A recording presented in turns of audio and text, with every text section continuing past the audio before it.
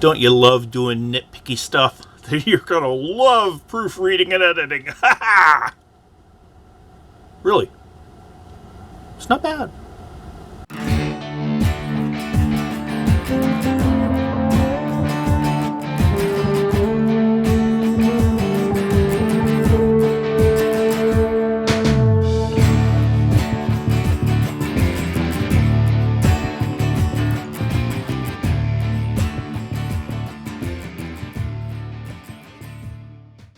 Revision is, after all, the most important part. You got to get your argument right. You got to get your document's purpose fulfilled when you're doing writing.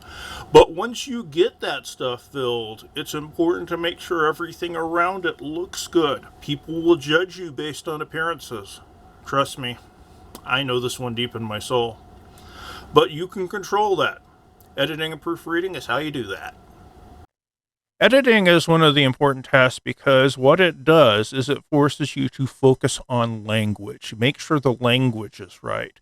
Hopefully, when you've revised your paper and you focused on the argument, that's all put together. But this is a method of communication, writing, so we want to make sure that the language is as clear as possible. One of the parts of this is moving from writer-centric to reader-centric writing. What I mean by that?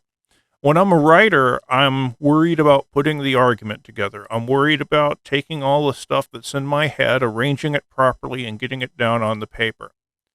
That's not how readers think about things, and you can't assume that the reader is going to think about the topic the same way as you are. There's no way they can, because you're the one who's been studying on it, and you should be an expert. And if they were already experts, there's no point in really talking to them about your ideas. So, how do we think about readers? When I'm reading papers, I read it from a stupidly literal, stupidly critical perspective. And what I mean by that, stupidly literal, you can't assume that I'm going to know how things fit together. If you say two things, but you intuit a leap between them, I'm not going to do that.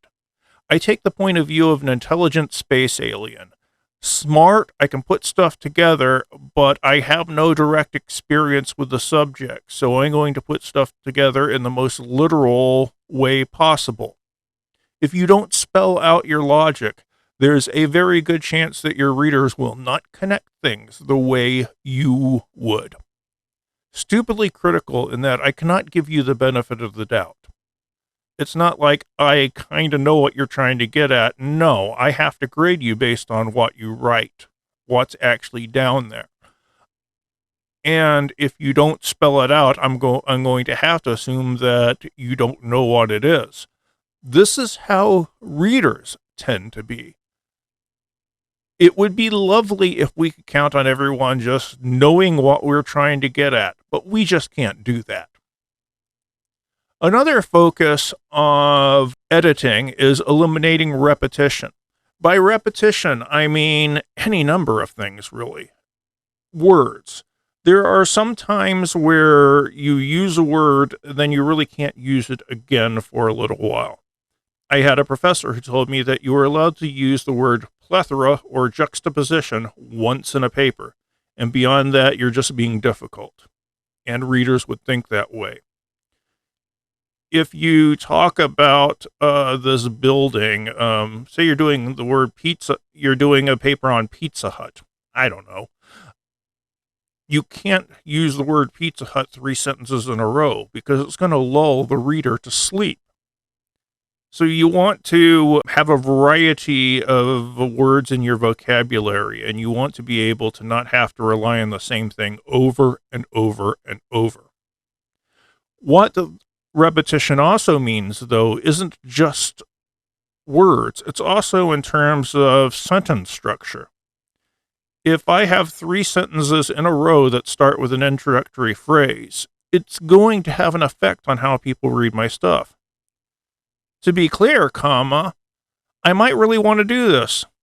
However, comma, if I do it a lot, comma, then there will be really big problems. So if I am tempted to do so, comma, you see what I mean? You do that same sentence structure over and over again, and that just kind of puts the reader to sleep. You need to keep variety in the way your sentences are constructed as well. It's looking for stuff to cut. If you've ever read a Stephen King novel, you know that Stephen King novels are ungodly long. Well, in his book on writing, he says that his second drafts are usually about 30% shorter than his first drafts. His editing is an awful lot of going in and finding stuff to chop. Prepositional phrases can almost always go. Repetition, of course, can usually go. The word that. I had one of my peers when I was going to grad school told me that I could eliminate 98% of the instances of the word that, and my meaning would still be pretty clear. So I tried it. And most of the time you write the word that, it isn't needed whatsoever in the sentence. If you can cut it, it needs to go. Now, I know this goes against some of your core operating principles because there are page limits on things and you're not looking to shorten your language, you're looking to pad it out. But strong language is going to be a lot better than fluffy, bloated language. I would always aim for about a page more than the minimum page numbers, at least. You can always cut it down, and cutting it down is going to make it more compact and more powerful. Power is an important part of this. If the language grabs us, we're going to be on the journey for a little bit longer. There are a bunch of things you can do to make your writing more powerful. Using action verbs instead of weaker verbs. People are in love with him is unnecessarily qualified. People love him is a heck of a lot more direct. Directness is good. Editing is absolutely essential. Does the word absolutely help you whatsoever? No. So why is it there? It doesn't need to be. Use noun modifiers instead of tips on editing, editing tips. Avoid using filler words. It's fun to edit is unnecessarily long. Editing is fun is much quicker, more direct. Really bad. Oh, you can do better than saying really bad. It's terrible. Avoid nominalization. I would say this fits with passive verbs as well. The problem with them is they're too wishy-washy. Proofread your post is a heck of a lot better than give your post a proofread. Now, let's talk about the comma thing for a second. It says use the occasional comma for clarity. It has been my experience that about a third of every single class has been told some point in their life that you put in a comma wherever you would take a breath while reading something aloud. That is wrong.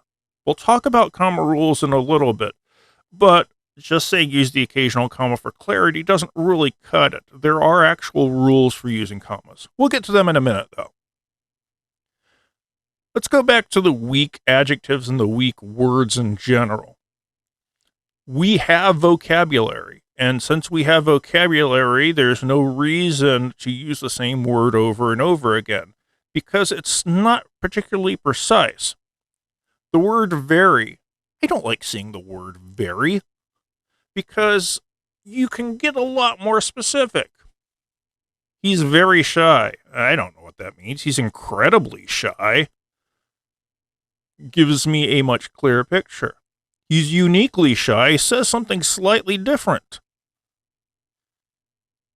He's exceedingly shy, more than he ever needs to be. He's wholly shy. There's nothing in him that isn't shy. By using a more precise word, you not only make your writing a bit more powerful and colorful, you also are able to hone in on the specific meaning a little bit better. So, very is not the best thing to use. Get specific. There are things that you should go out of your way to avoid. Today's society, whenever a student writes today's society or in modern times, I have no idea what they're talking about. It's been my experience that undergrads tend to have a really weird view of what is recent. If you talk about a movie that was 20 years old, I've done that before. I taught The Matrix, and everyone went out of their way to tell me how old they were or if they were even born when The Matrix came out. I don't know why. Yet, if I were to ask you your favorite TV show, I can guarantee you that at least 3 or 4 people in this class would say The Office, which hasn't been on for how long? So what does today's society mean? The reason I hate this phrase is because it tends to get used in sentences like this. In today's society, teenagers listen to a lot of music. When has this not been the case in the last 100 years? Do we listen to more music in the last 10 than we did in 30 years ago? You can get precise and list out stuff. I'm not really a big fan of seeing phrases like in conclusion, or first we will talk about, then we will talk about, so on and so forth. Don't get me wrong, I want you to have an order and structure, but I should know that something's the conclusion because it's framed like a conclusion, and it comes in the place of a conclusion. If you have to tell me in conclusion to let me know it's a conclusion, you might just want to work on the conclusion a little bit more altogether. Olden days. Again, I don't know what this means to you. I can tell you that when I was 20, thinking 10 years ago seemed tremendously old to me. Now that I'm 132, 10 years ago doesn't really seem that old. So it's all a matter of perspective. And besides, you can just tell us what time frame you're talking about and get more specific. Should. I hate the word should. Because the word should implies that there is behavior that everyone ought to do. What it really implies is that there is an absolute moral structure which everybody should be aspiring to. You can't prove that. And I don't believe it, really. There's certain things that nobody really wants anyone else to do. But the list is kind of small. Should is almost always, I think you should do this, which is personal opinion, not argument. So the word should, just get definite with your claim. Due to the fact that every reader has phrases that set them off, and due to the fact that is the one that just sets me off, it makes my eyes turn red, I start breathing smoke, so on and so forth. Because it's never needed. Due to the fact that I got drunk, I fell down. No one in the world would ever say this. No one in the world would ever say due to the fact that anyway. The only reason a writer would use a phrase like due to the fact that is the same reason why the writer of The Punks Yesterday and Today used the word populace. Trying to sound smart. The problem with trying to sound smart is you end up sounding like you have to try to sound smart. In other words, it makes you sound like you're dumb trying to sound a bit better. According to Webster's Dictionary, or the contemporary version, I guess, is dictionary.com. Hopefully, you're not going to try this because you have done the syllabus quiz, which talked about how specialized sources are required. I don't trust Webster's Dictionary. It's a general reference source. We're in college. We can do better. I believe that. Again, I don't really care what you believe. What can you support with evidence? Therefore. Therefore is just one of those words, again, that sets me off. You could use it once or twice, but beyond that, if you throw in therefore more than twice in a paper, I just kind of get the opinion that you're showing off that you know the word therefore, or you're trying to sound smart. It is always better to be as plain and as clear as you can. Now, these are all word level changes we're talking about, but there's something you should be aware of. If you change one thing, you're going to change the context, or at least you have the real potential to change the context. Changing one thing tends to lead to a change in the overall perspective. So when you start changing the language, go back and look to see if you're still putting forth the same message. So that is editing. Let's talk about proofreading. Proofreading is about getting the language correct according to the proper academic rules, the proper dialogue being used. It's about making your sentences as clear, correct, concise, comprehensible, and consistent as possible. There are lots of words that are easy to get confused with each other. And spell check has no idea what they are. Again, if we want to reference the punks yesterday and today, the shear effect, S-H-E-A-R, that's not the shear that writer needed, but spell check doesn't know. One of the best ones I ever saw was a student who wrote about somebody being taken for granite. Not granted, granite, the stone. So the most common of these is the there, and there. There, E-I-R, means possession. The children decided to get off their bikes to enter the park. There, T-H-E-R-E, is locating them. There are two children cycling towards the park. It situates them in time and space. Now, we could talk about there as in they are, but no contractions in formal writing, please. Contractions, the problem with them and why we don't want them is a contraction reminds the reader of spoken language instead of written language, and spoken language is always seen as less formal than written. So, no contractions. Than and than are different words. Than is used to introduce the second part of a comparison. Then is used to situate something in time. She can run faster than her brother. I'm invited to the party, so I'll see you then. They might sound the same if you speak them depending on your particular accent, but they're not the same words. And again, spell check will not catch this for you, so you need to do that level of proofreading. It's and its. It is one of the few words that if you want to make it possessive, you do not put an apostrophe. It's just ITS. And as far as IT apostrophe S, its is one of the few words that when you make it possessive, you do not use an apostrophe. When there's an apostrophe, it's a contraction of it is or it has. And what did we say about apostrophes? We don't use them.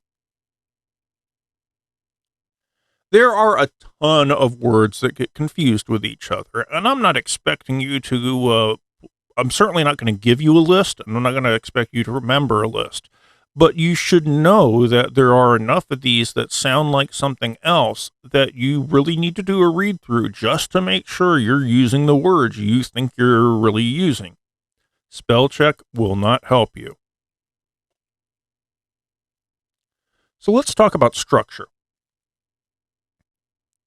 And specifically, sentence structure. There are three main issues that come up with sentence structure. A sentence at its root is a subject performing an action. I speak. He yells. She punches. Subject performing an action. If that gets away from the reader, you get sentence structure issues, and these are not great.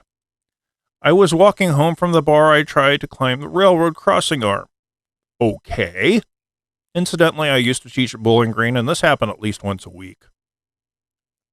But there is, I was walking. Subject, verb. I tried. This person is basically cramming two sentences together. Now, the first thing to think about is, do these sentences need to be together? If there's a reason to join them, there's ways to join them, but you can't just cram the suckers together. If you just throw a comma in the middle of it, it's not really any better. A comma splice is still two complete clauses, subject-to-verb combinations crammed together. Comma itself does not do that job. A semicolon would, but semicolons are tricky on their own. Fragments, and I was arrested. Now, The problem here is that the and refers to something that's going on in the sentence before it. If I wrote and was arrested, it's obvious that it's a fragment, but and I was arrested means that I have to read the previous sentence to make sense of this bit at all. This bit is obviously part of a whole. You want the complete subject and verb. If you have a coordinating conjunction like and, it needs to conjunct something. Conjunct, is that even a word? But you know what I mean. It connects things. Here, it's just showing that this is the second part of a connection without giving you the first. Punctuation always has a purpose. There are rules for all of these, and if you really want to get into them, there is a link in Blackboard links. Capital Community College's Guide to Grammar Mechanics will give you any number of rules for all of these. Commas, as we said, are a particularly important one, though, because people are told a lot of wrong stuff about them. But commas are actually important. If you really like cooking your family, I don't want to know about it.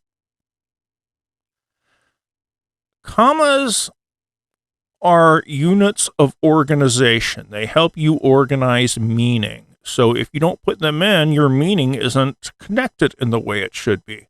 Now, if I gave you a writing handbook, I can guarantee you there'd be at least 12 pages of rules on commas.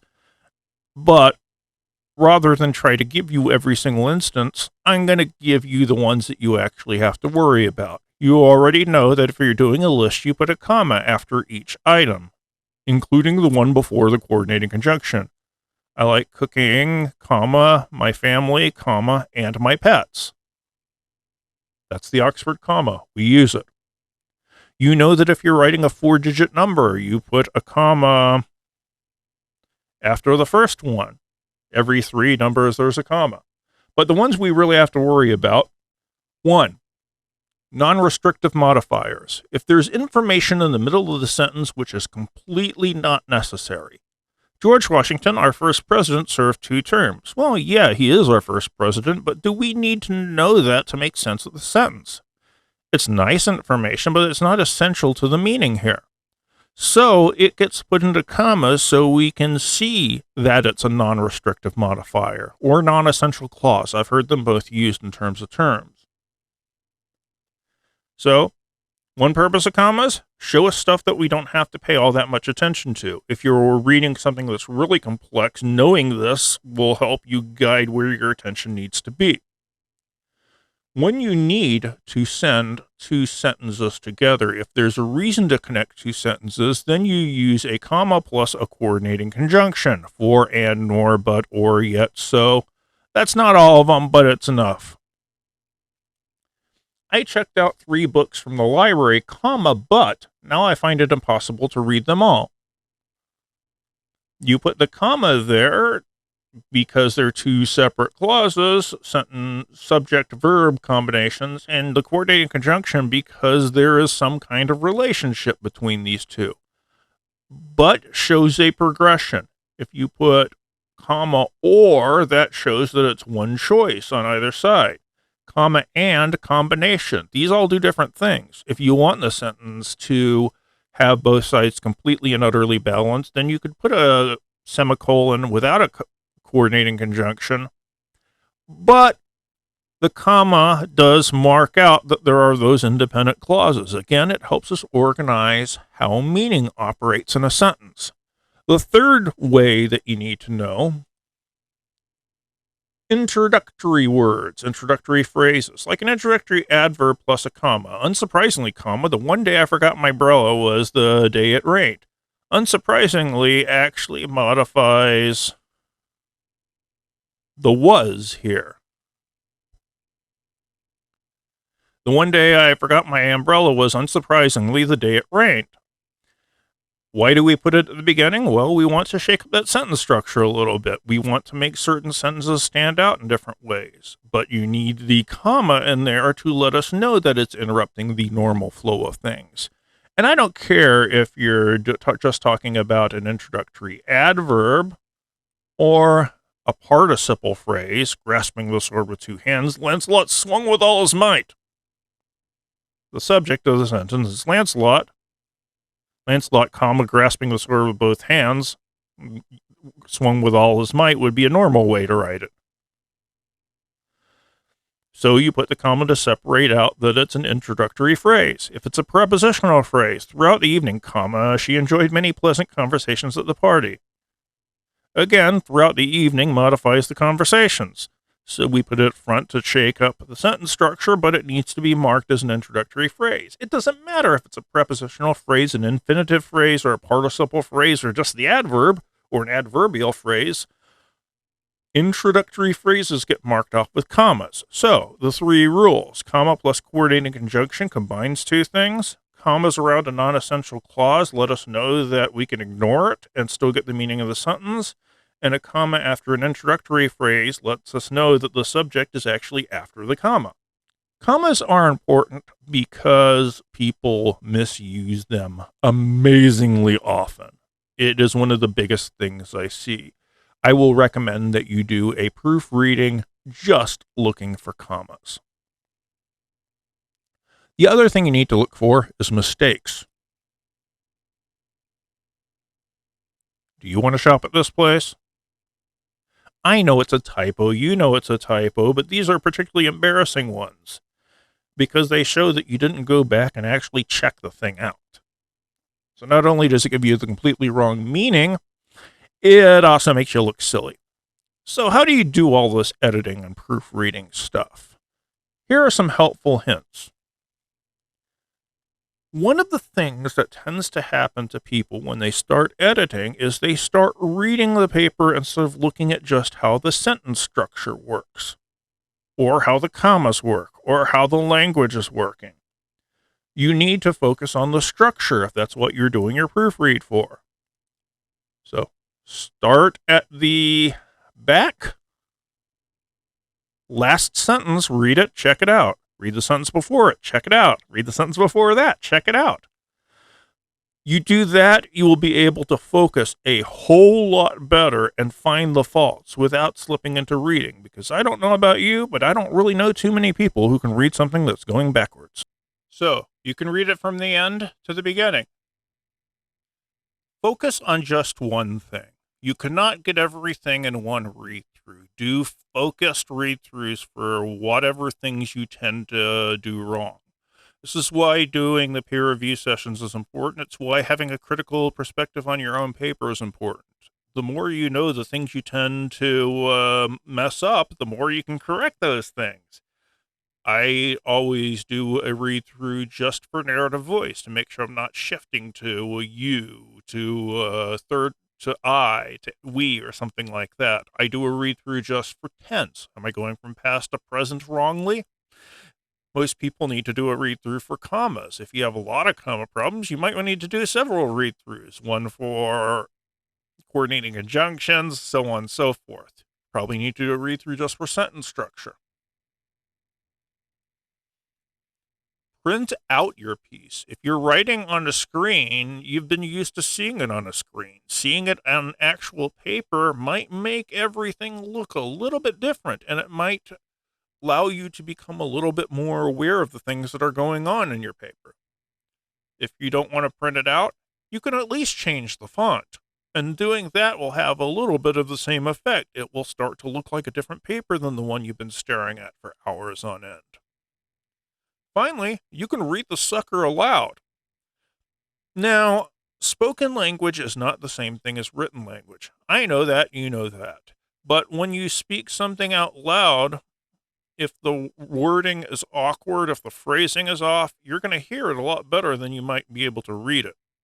So, while I wouldn't completely rely on this or any one strategy, these are all good things that might help you to see things you'd otherwise miss. Impressions do matter, and fixing the details will help you get a good impression for your reader. If they see that you've spent some time and care into getting everything just right, they're going to be more likely to give you the benefit of the doubt. And hey, that makes your job a lot easier. See you in the next video.